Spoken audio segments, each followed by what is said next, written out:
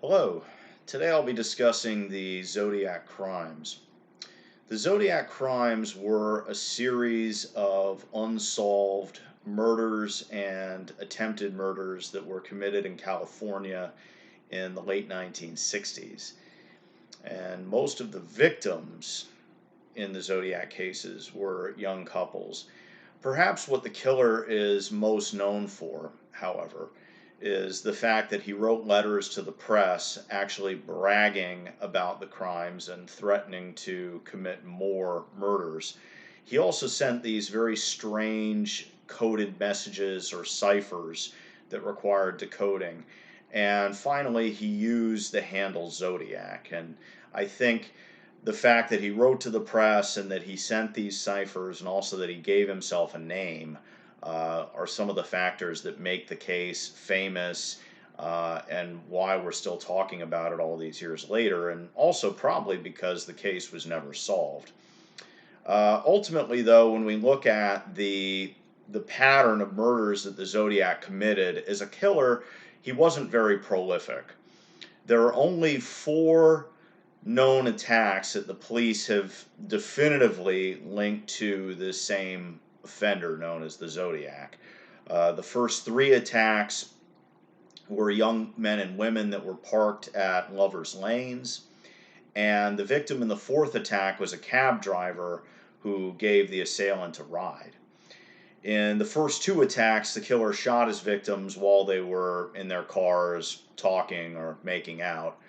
In the third attack, he stabbed his two victims who were having a picnic by a lake. And then in the fourth attack, he shot the cab driver. What the killer was perhaps more prolific for was his abilities as a writer. So he sent these long, rambling letters to the newspapers describing in detail the murders that he committed and talking about how he liked to kill people and threatening more attacks. And apparently, this wasn't enough for him. And in fact, one of the most unusual aspects was the fact that he also sent these handwritten cryptograms or ciphers to the press. And he threatened the newspapers that if they didn't publish these ciphers, that he would go on a killing spree and just would randomly kill people over the weekend. And the ciphers themselves were handwritten and they contained a bizarre combination of letters, numbers, and astrological symbols, symbols from physics, and and other areas of academia. And he claimed that basically if the code was cracked, that it would reveal his identity or more clues about his identity. Some of the ciphers have been decoded, but were found just to contain more taunts and more threats, and none of them included his real name. He also made a lot of threats. He threatened to do things such as plant bombs in various locations in the city, to shoot at school buses, and to kill children. Eventually, the Zodiac did say that he would turn himself in if he could be represented by Melvin Belli. Melvin Belli was perhaps one of the most famous criminal defense attorneys at that point in time.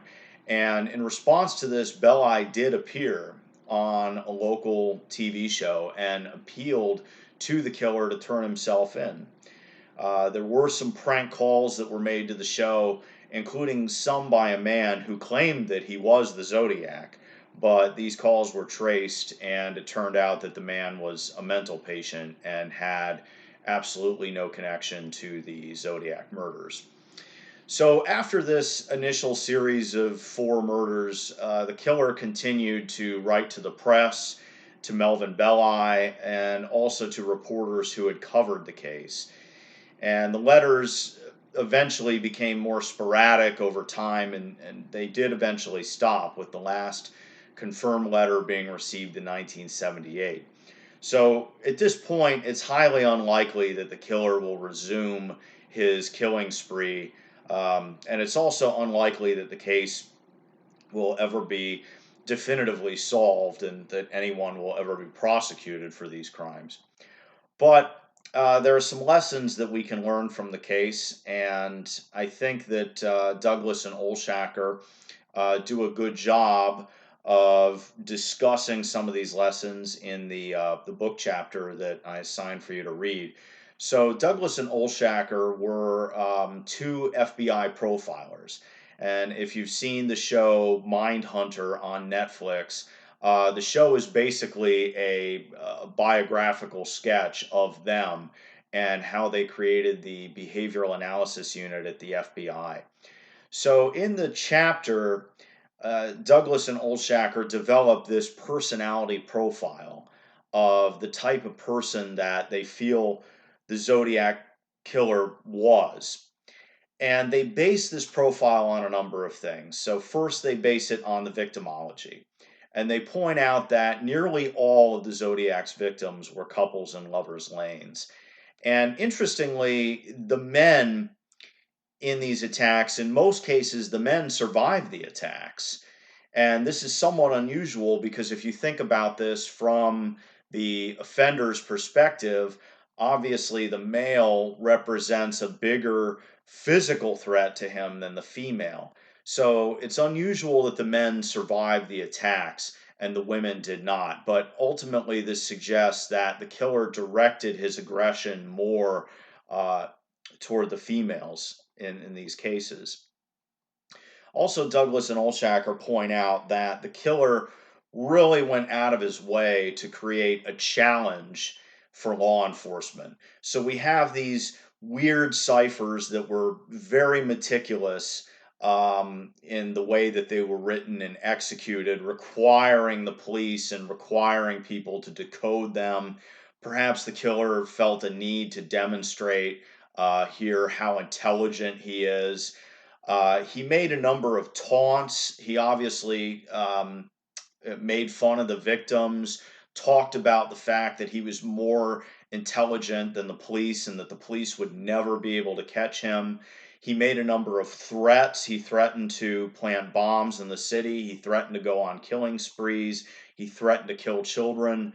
So clearly, a lot of these taunts and threats suggest that this individual really got off on the power that they felt that they had. They're inducing fear into not only their victims but into the community at large by making these threats that they're able to intimidate. And I think it's somewhat telling too that the killer actually did not follow through with most of these threats. Again, he was a more prolific writer than a killer, but clearly he enjoyed these threats and taunts. He made a lot of references to his superiority and to his intellect, and also made a lot of derogatory comments about the police themselves. So clearly, a need to assert just how intelligent he is compared to other people. And again, he threatened to commit other acts of violence, yet we know he didn't carry them out.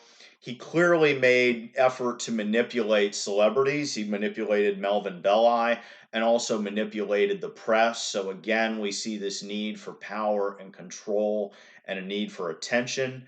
We know that he followed his own press because he sometimes referred to things that were written about him in the newspaper. And ultimately, in one of his last letters, he sort of created this legacy for himself, and that he said he would go on and would continue killing people, but that he would make his murders look like suicides and accidents, and that he would try and frame people for his murders. So by doing this, he really doesn't have to actually do anything, but it sort of creates this doubt that, is he still out there? Is he still committing these acts? So Douglas and Olshacker use these factors to develop their profile of the Zodiac. And basically, they conclude that whoever this person was, we can't really name them, obviously, but they were basically a loser and an insignificant nobody. This is somebody that really only feels good about themselves when they know that they can threaten and incite fear in other people. So they suggest that the Zodiac was probably a male in his 30s, highly intelligent and proficient in math. Obviously, we see some proficiency with firearms. This is going to be someone that's a loner, that's unsuccessful with women, probably a misogynist, probably poor relations with his mother, probably suffering from a low self esteem and feelings of inferiority. And he has this need to dominate and control and feel superior to other people's. And that he uses fear and manipulation as the instruments to feel superior to other people. So, again, can't really solve the case, but some of these factors would be helpful in identifying suspects or ruling out suspects. Douglas and Olshacker also point out to some of these missed opportunities to solve the case. So we saw a lot of linkage blindness here. So all the murders occurred in different jurisdictions, and so therefore they were investigated by different agencies. And so Douglas and Olshacker allege that had the police communicated better, had there been better interagency communication, that there's a possibility that the police could have identified this work as being the work of the same offender and that they might have been able to solve the case. And also, I would add crime analysis and crime mapping. Crime analysis was very much in the rudimentary stages in the 1960s when the Zodiac murders occurred, but it definitely could have helped here. So basically, if you don't know what crime analysis is, it involves the geographic mapping of incidents, of reported crimes, and the analyst looks at where crime occurs and also when it's occurring, and then they use this information to find patterns and then come up with tactical recommendations that patrol officers can act on. So probably the classic example here of crime analysis would be a burglary in a neighborhood. Okay, let's just say that over the course of 2 weeks, there's several burglaries in a particular neighborhood. Well, a crime analyst who's looking at this would identify this as a pattern and they would link these burglaries together. So maybe they would notice that there's a geographic pattern here and that all these burglaries are occurring within the same neighborhood. And they seem to be occurring around the same times. They occur during the day. And there may be similarities too in the burglar's MO. So maybe the analyst would find that the burglaries occur with the burglar going through, they say, use a screwdriver to jimmy open the rear slider and gain access to the house. And once they're inside the house, they steal jewelry and other small electronics. And again, these are daytime burglaries occurring in the same neighborhood. So the analyst could recommend some tactical strategies that the police could use to disrupt this burglary pattern or to solve this burglary pattern. So they could deploy extra patrols during the time that we know these burglaries are occurring and in the locations where they're occurring. The patrol officers could also make contact with homeowners and make them aware of the situation and give them crime prevention advice. The analyst could also see if maybe any known burglars that have convictions for burglary have gotten a job in the area or moved to the area and send officers out there to interview them. So I think that it's possible that some similar tactics could have been used in the Zodiac cases. We know that he primarily targeted lovers' lanes. So had crime analysis been used, it's possible that we could have directed patrols of lovers' lanes.